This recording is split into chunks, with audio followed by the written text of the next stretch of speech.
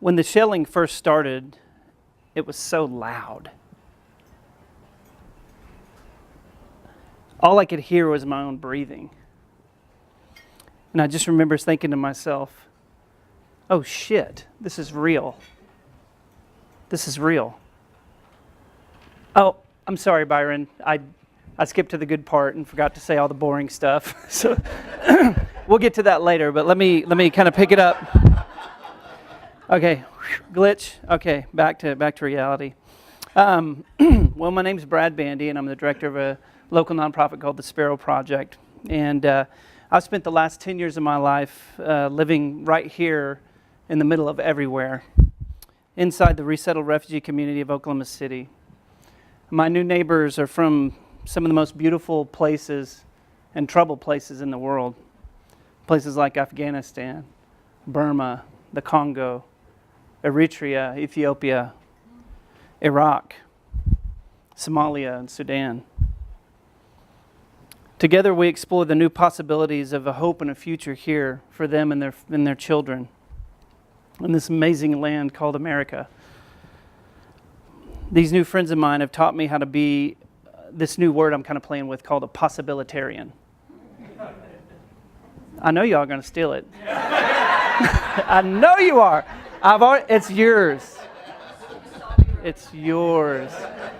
It's yours. But, you know, I haven't always been so hopeful, so inspiring, so philanthropic. Growing up, I lived in a home that was plagued by mental illness and alcoholism. I coped with it the best way I knew how, which was more alcohol and drugs and crime and pretty much anything I could get a hold of that would kill the pain. And by the age of 16, I was well on my way to becoming addicted, incarcerated, or even killed. And that's when it happened. Homecoming day of my freshman year in high school, about 10 minutes after I left my home, the door was kicked in by a SWAT team. They burst in on my mother who was taking a bath, guns drawn, and woke my brothers up. Tink, tink, tink, tink. Good morning, sunshine. You're going to jail. My brothers had been dealing drugs out of our home for about the last year and a half, which I had gotten in on, helping my brother separate acid and ecstasy and taking one here and one there. And I was doing it in 8th grade at Taft Middle School. So I was up and coming, right? Freshman year of Northwest class, and I'm kind of a dope man, kind of got girlfriends, that was what track I was on. But after that event, my life pretty much unraveled. Our family unraveled. And imagine mental illness and alcoholism times. We're about to go bankrupt trying to get my brothers a lawyer so they'll have any chance in hell of ever seeing the light of day. One fateful night, I walked into a basketball gym in a local church down here on 30th and Villa called Baptist Temple.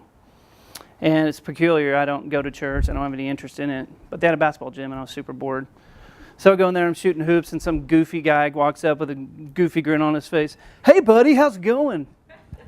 Braided belt, you know, side part hair. And I'm like, I kind of had that look on my face like, F off, you know?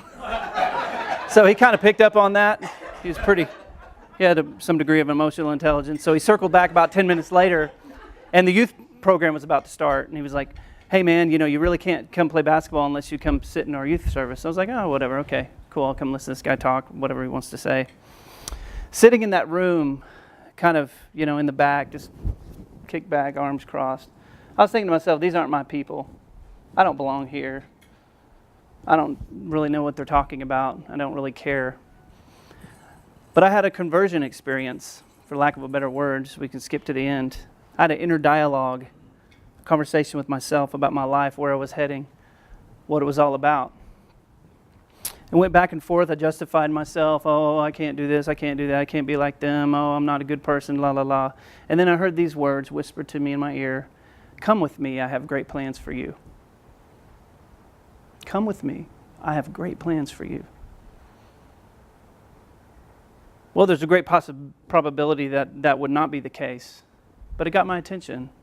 And I prayed just a very simple prayer. I just said, God, if you're real, which I don't know if you are, then show me. That's all I said. In that room, I experienced And throughout the coming days, I experienced unconditional love and acceptance from God. I knew I didn't deserve it, but that didn't really matter anymore. And I became acutely aware of my created value. And somehow there was something inside of me that said, I have to step into it. And so I did.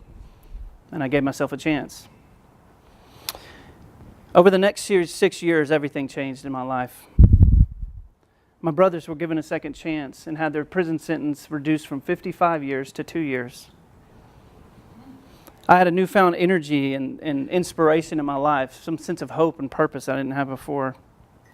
When my brother got out about 6 months later, him and his best friend, who was another biker guy, drug dealer, womanizer, fill in the blank, were sitting at the cock of the walk, and they simultaneously decided to give their lives to God too. Whoa. I mean, this is a left field, man.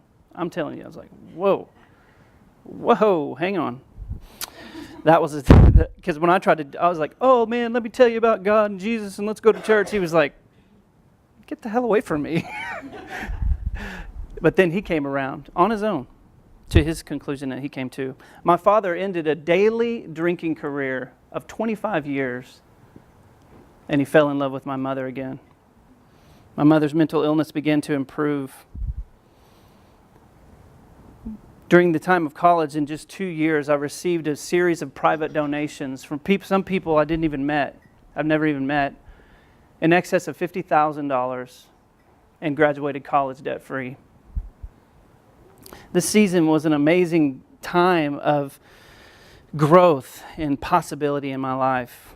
And I discovered God or the universe or source or whoever you think this is or whatever's going on. They do listen. It is listening to me. It's listening to me. Ask, and it'll be given to you. Seek, and you'll find. Knock, and the door will be opened to you. For everyone who asks receives, and for the one who seeks, they will find. And to the one who knocks, the door will be opened. We just pulled up to the gate when the shelling started.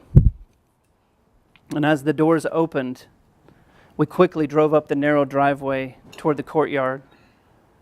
But the concussion of the blast was so severe it almost blew our van off the driveway. Well, we frantically jumped out of these two vans, 30 of us, and we ran into the house. We began to barricade the doors and windows with anything we could find, furniture, mattresses. And we lay down on the floor for the next 4 hours and listened to the noise become louder and louder. It was 1997, Phnom Penh, Cambodia. And the government was being overthrown by a communist regime of Son Sen, the second prime minister, a direct descendant of the ruthless Khmer Rouge and Pol Pot regime of the late 70s and 80s, who had massacred over 1 million people there. Earlier that day, we had toured the Tuol Sleng Museum, which was an old school where they tortured and killed thousands who were considered perceived enemies of the Marxist revolution. I couldn't forget the blood-stained floors, the iron beds with iron shackles, and the skulls of the slain arrayed in a large map of Cambodia on the wall. I was thinking to myself, oh my God. 30 college students and 4 children and 6 adults were trapped for 6 days, while soldiers assassinated officials, bombed neighborhoods, looted everything of value in the whole city, every car, every gas station. They stole the pumps from the gas station. They even stole the guidance system from the airport. After they'd run out of things to do and steal, they began a drunken house-to-house campaign of pillage, rape, extortion, and murder of civilians, and it was coming our way. You know, I thought, I'm an American, you know? The Navy SEALs are going to drop down from the Apaches any moment and extract us, you know, by order of the president. But they didn't come. Hell, I'd have settled for the A-team if they were willing. Dun, dun, dun, dun, dun, dun, dun, dun, dun, dun, dun, dun, dun, dun, dun. You know, B.A. Baracus and Hannibal and Face and Murdoch. all the rounds. They shot like 1,500 rounds an episode, and no one ever got hit. It was just like the dirt. I thought that was so brilliant. Such a great show. I would have settled for anything. On day 5 of our siege, we readied ourselves to split into teams to evacuate, starting that night at midnight. My team consisted of myself, 2 female college students, and 2 little girls, ages 7 and 9. You want to know what my mission was? What you're going to do, Brad, in the middle of the night, is walk down a major thoroughfare during martial law, where if you get caught on the streets, you'll be killed, at night, undetected, and you're going to walk 2 clicks down to the Mekong River. You're going to hire a boat in a language you don't know, and then you're going to float that boat 75 kilometers through the jungle to Vietnam.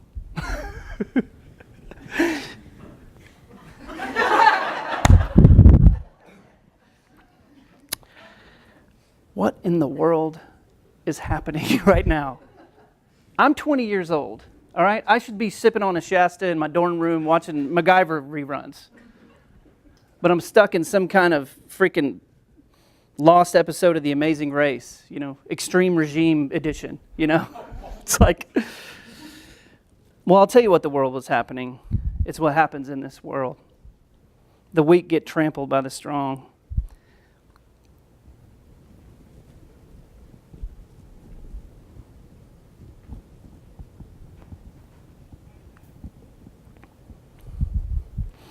Good people die for no good reason. Children suffer.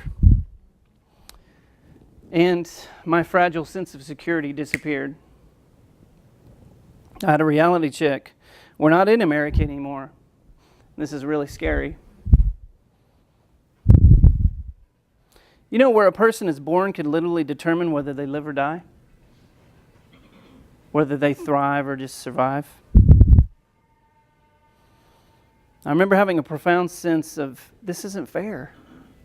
Life's not fair. These people they didn't do anything to deserve this. I never was the same after that. Somehow my humanity was tied to theirs and to everyone in the world who were suffering, victims of war and other things. I remembered my prayer, God, if you're real, then show me. He did. I began to see it. I began to see God in people. I see God in people. Not worship songs and enlightened, inspiring moments on the side of mountaintops. I see Him in people. Can you see Him? It's like one of those pictures with the hidden shapes, Has 2 shapes in it. If you just keep looking long enough, it'll pop up. And it's weird, like the harder you try to see it, you can't. And then when you relax and kind of let your eyes cross it a little bit, it just pops up. You're like, whoa. All I can think is the one of Yoda, It's like, whoa. Then Yoda shows up. If you find it, if you're looking for it, you'll find it. And it's okay if you don't see God in people right now. I understand. But maybe we could start by seeing the good in people. I used to say this, oh God, man, He saved us from this terrible wreck, and oh man, we made it out of this war zone. But really, we made it out because of people. People like our trip leader, Dave, who risked his life multiple times to lead us and ultimately save our lives.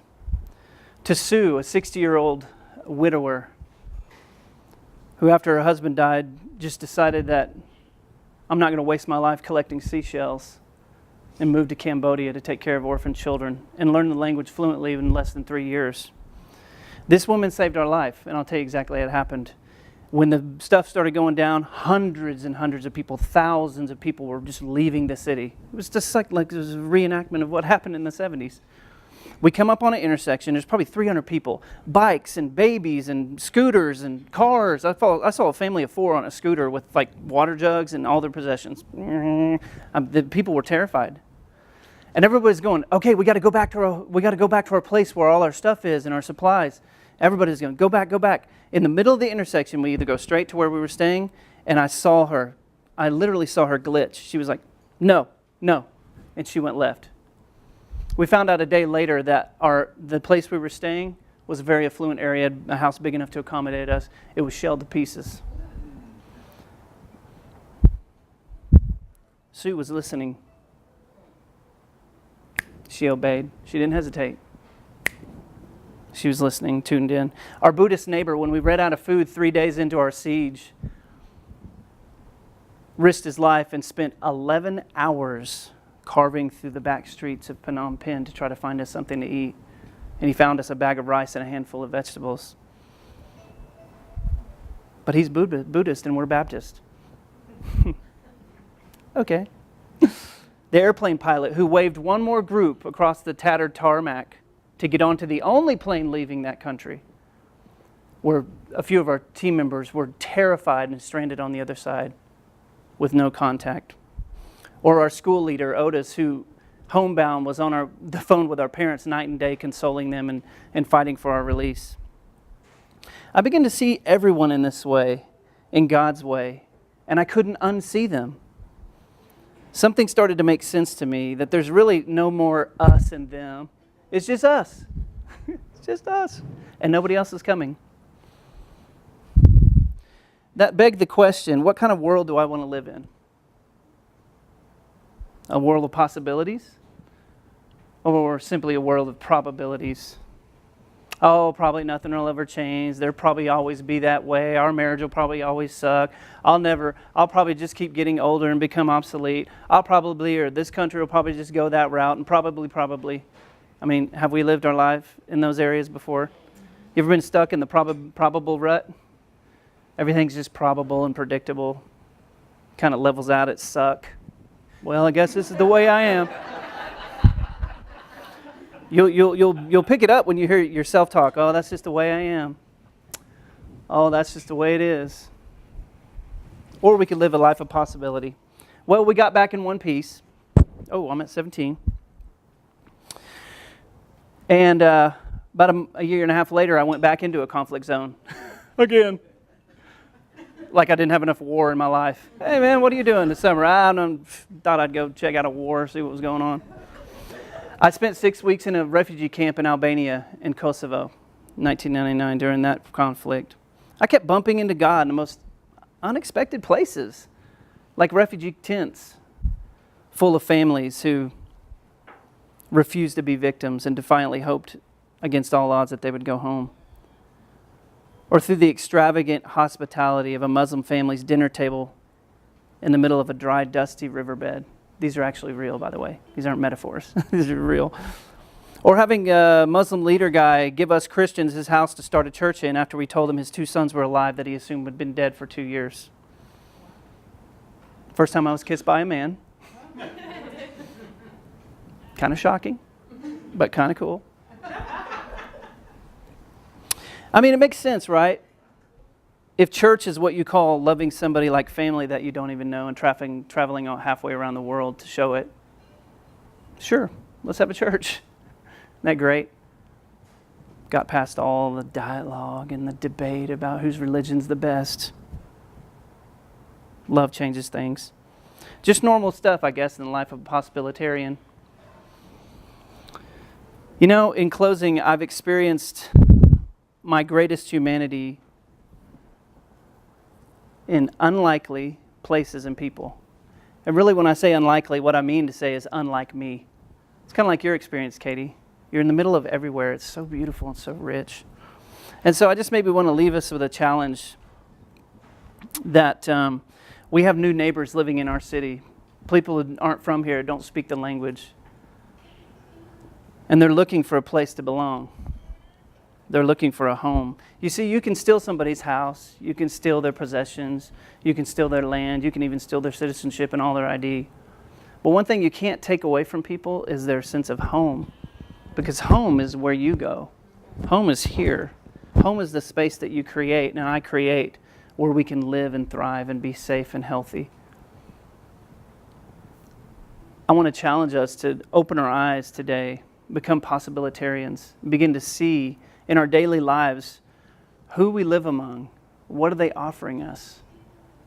Maybe creating margin in our lives would look like kind of opening your home to somebody different than you. Maybe expanding the table of your life, going in the closet and digging out the leaf, the one that you have to put in the middle of the table for only special occasions. What if that became a normal part of our life, like you're doing, Katie? Setting a table and inviting people to come. How can we leverage the life that we already live? You're not going to be some missionary, rock star, or humanitarian like me. And that's okay. But what do you bring to the table? It's a potluck. What's the thing that you're good at? What's the thing you're known by? Just bring it to the table and let's become possibilitarians together. Thank you.